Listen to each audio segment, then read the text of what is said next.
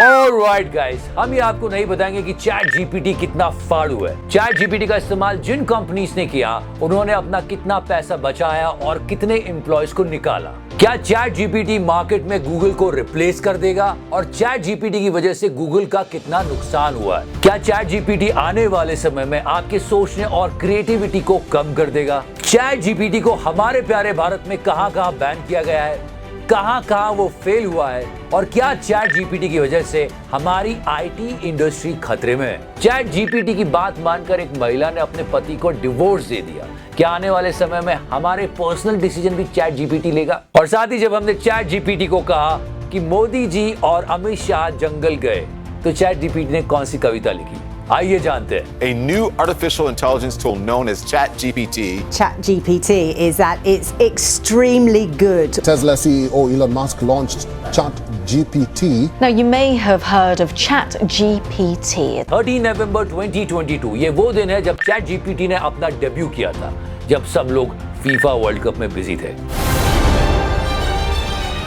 Chat GPT, chat generative pre train transformer, ये एक chat bot है। इसे ओपन एआई नाम की एक कंपनी ने डेवलप किया है। और जहां तक ओपन एआई की बात है, इसे 2015 में सैम ऑल्टमैन और इलॉन मस्क ने शुरू किया था, पर 2018 में इलॉन मस्क ने इस कंपनी को छोड़ दिया था। ये शुरुआती समय में एक नॉन प्रॉफिटेबल वेंचर था आर्टिफिशियल इंटेलिजेंस को प्रमोट करने के लिए। लोग बात कर रहे हैं 2018 में इलॉन मस्क के जाने के बारे में, लेकिन सैम ऑल्टमैन, इन्होंने 8 साल की उम्र में कोडिंग सीख ली थी। सोचने वाली बात है कि 37 साल की उम्र में ये बंदा गूगल को टक्कर दे रहा है। और अब वो सवाल जिसको हर कोई पूछ रहा है कि क्या चैट जीपीटी के आने से आने वाले समय में लोग गूगल को इस्तेमाल करना बंद कर देंगे? तो जवाब है नहीं। कौन अच्छा है कौन बुरा है, ये जानने से ज्यादा जरूरी है कि गूगल और चैट जीपीटी, इन दोनों के बीच अंतर क्या है। चैट जीपीटी एक एआई टूल चैटबॉट है, गूगल एक सर्च इंजन है। चैट जीपीटी में 2021 के बाद का डेटा बहुत सारी कंफ्यूजन्स लेके आता है,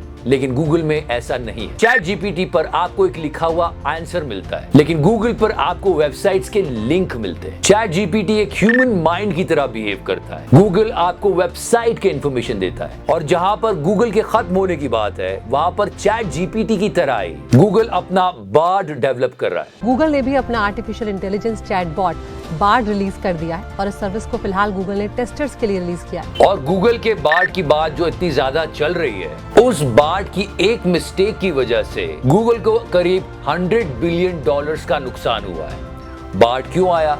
क्योंकि चैट जीपीटी से कंपटीशन करनी थी। हम डिस्कशन में अभी हैं। वो माइलस्टोन्स जो चैट जीपीटी ने क्रिएट करे, जिन्हें आज तक कोई नहीं छुपाया। सिर्फ 5 दिन में 1 million users, oh my God, और सिर्फ 2 महीनों में 100 मिलियन यूजर्स। टिकटॉक को ये करने में 9 महीने लगे थे, और इंस्टाग्राम को 30 महीने लगे थे। और ओपन एआई, जिसने चैट जीपीटी को इन्वेंट किया है, उस कंपनी में माइक्रोसॉफ्ट ने $10 बिलियन की इन्वेस्टमेंट दी है। वैसे माइक्रोसॉफ्ट की इस डील को जरूर समझना चाहिए। 10 बिलियन की इस डील में माइक्रोसॉफ्ट ओपन एआई का 70% प्रॉफिट लेगा, जब तक वो उसके सारे पैसे वापस नहीं कर देता। और उसके बाद माइक्रोसॉफ्ट की ओपन एआई में 49% हिस्सेदारी रहेगी। वैसे ओपन एआई का एक और प्रोजेक्ट है डेल ई। डेल ई एक जनरेटिव मॉडल है जो टेक्स्ट डिस्क्रिप्शन से इमेज क्रिएट करता है। और इन सारे माइलस्टोन्स के बीच चैट जीपीटी टाइम मैगजीन के कवर पेज पे भी आया। बहुत ही बढ़िया। और अब वो सवाल जिसने सबको परेशान करके रखा है, क्या चैट जीपीटी के आ जाने से लोगों की जॉब्स पर खतरा है?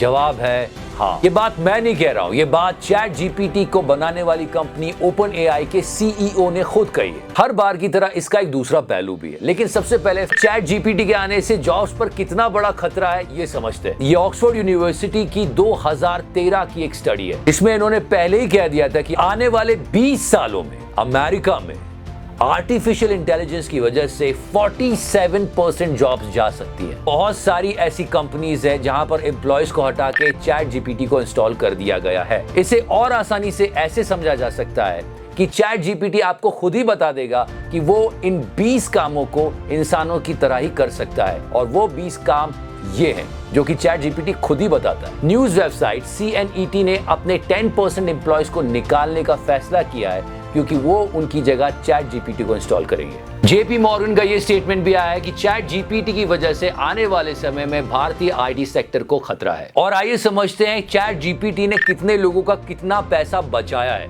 फॉर्च्यून की एक रिपोर्ट के मुताबिक चैट जीपीटी का इस्तेमाल कर रही 48% कंपनियों ने अपने करीब $50,000 से ज्यादा बचाए और करीब 11% कंपनियों ने अपने $1,00,000 से भी ज्यादा बचाए। अब इसके दूसरे पहलू को समझने की कोशिश करते। जैसे ही कंप्यूटर आया, लोगों ने कहा कि कंप्यूटर की वजह से बहुत सारे लोगों की जॉब्स चली गई, लेकिन उसी कंप्यूटर की वजह से बहुत सारे लोगों को जॉब्स मिली भी। बात तो सही है। अब वो सवाल जो सब पूछ रहे हैं, क्या 14 मार्च 2023 को लॉन्च हुआ चैट जीपीटी 4 सारे सवालों के सही जवाब देता है? इसका जवाब है नहीं, ये भी 100% एक्यूरेट नहीं है, पर इसके फीचर्स लाजवाब। जैसे कि आपने अपने खाने की चीजों का पिक्चर क्लिक करके भेजा तो ये आपको बता देगा कि आपको क्या बनाना चाहिए, और ये ट्रीटमेंट भी बता देता है आपको आपकी बीमारी के अकॉर्डिंग। और साथ ही साथ ये जो जोक क्रैक करता है वो काफी अच्छे सेंस ऑफ ह्यूमर के होते हैं, जिससे लोगों को काफी हंसी आती है। और चैट जीपीटी लोगों की बहुत मदद भी कर रहा है किसी कोर्ट में अपना केस लड़ने के लिए। उदाहरण के लिए ग्रेग इसेनबर्ग का ये ट्वीट पढ़िए। इसने चैट जीपीटी 4 के थ्रू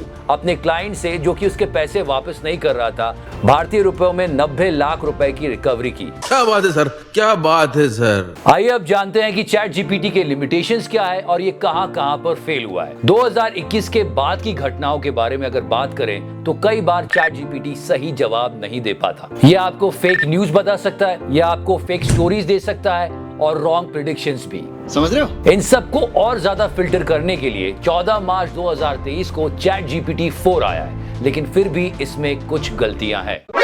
और ये बात हम में से बहुत सारे लोग जानते हैं कि यूपीएससी के प्रीलिम्स को क्लियर करने में भी चैट जीपीटी सफल नहीं हो पाया था। बेटा, तुमसे ना हो पाएगा।